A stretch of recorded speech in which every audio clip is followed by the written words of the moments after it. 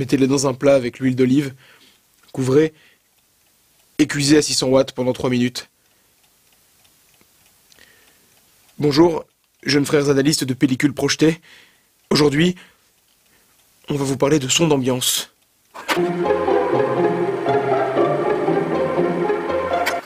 Alors, un son d'ambiance, qu'est-ce que c'est? Eh bien, c'est un son pour l'ambiance. Pourquoi je vous explique ça, moi? Je veux dire, quel est l'intérêt? Eh bien, le son d'ambiance aura pour intérêt de mettre en relief l'univers sonore. Par exemple, là, ma voix dans l'émission, vous l'entendez, vous comprenez l'émission. Eh bien, l'étape suivante, ce sera d'y croire, ensemble, à l'univers sonore. Et pour ce faire, je vais demander au docteur Pratique de nous concocter une petite ambiance. Et le docteur Pratique, c'est moi. Je m'appelle Patrick. Patrick Pratique. Essaie de le répéter plusieurs fois d'affilée. Oui, bon, je sais, c'est imprononçable. Bon allez, hop, là, tu nous construis l'ambiance, là, hein, parce que moi, j'ai pas toute la vie devant moi. J'ai une conférence de Scrabble à 20 h et elle est retransmise en direct. Alors, pour construire l'ambiance sonore, on va commencer par quelque chose de simple, c'est-à-dire le son du lieu. On va écouter ça.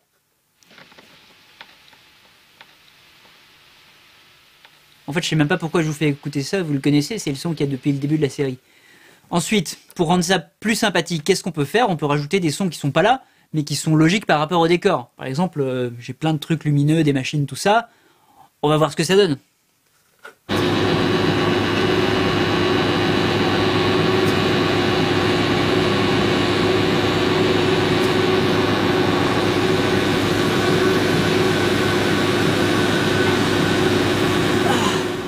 Ah, ça va mieux. Bon, ensuite, la dernière étape, c'est de mettre des sons qui sont pas forcément logiques, mais qui sont évocateurs. Alors là, pour les machines, moi je vous propose des bip bip. C'est sympathique, même si, je vous le garantis, aucune machine ne fait autant de bip bip que ça. C'est pas normal. Par contre, c'est chiant, les bips tout le temps comme ça. Il faudra en mettre moins. Ah ouais, t'as raison, je vais en mettre moins. Je vais essayer de les mettre à des moments plus précis. Genre dans les trous quand je parle. Comme ça, et ben quand je parle, je suis pas gêné par les bip bip.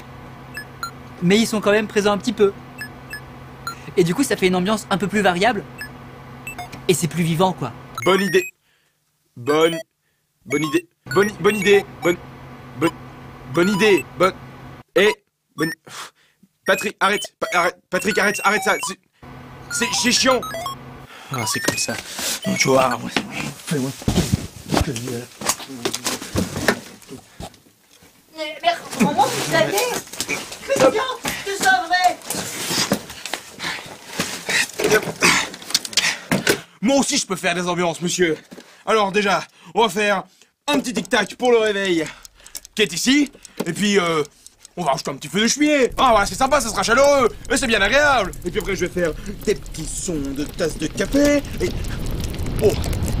Oh, chiure du chiaille. Je crois que le professeur Théorie va pas conclure aujourd'hui, je vais m'en occuper. Alors il m'avait dit c'était un film avec des fruits et des sentiments. Ça se passait au Texas pendant la Grande Dépression. Les Mirabelles de la tendresse, voilà c'est ça. Alors c'est un film qui est fait par Harrison Ford et dedans il y a Henry Honda. Et du coup il rentre chez lui et il fait très noir parce que sûrement qu'il a pas dû payer l'électricité. Et du coup on voit rien. Et pour habiller ça, pour montrer le vide qu'on voit déjà parce qu'il fait noir, on entend du vent comme ça. C'est pour dire dehors il y a rien quoi, c'est le Texas. Et du coup on va l'écouter. En fait on entend beaucoup trop de théories hurler, donc bref, vous regarderez le film. Et d'ailleurs vous avez remarqué comme autant le bruit du feu il est constant pendant que je parle, autant tous les petits trucs caractéristiques ça tombe entre mes phrases. Aïe, mon auriculaire. Voilà, on va conclure alors. C'est quoi ta phrase déjà? Viens m'aider, espèce de crétin. Voilà, viens m'aider espèce de crétin, à la prochaine fois.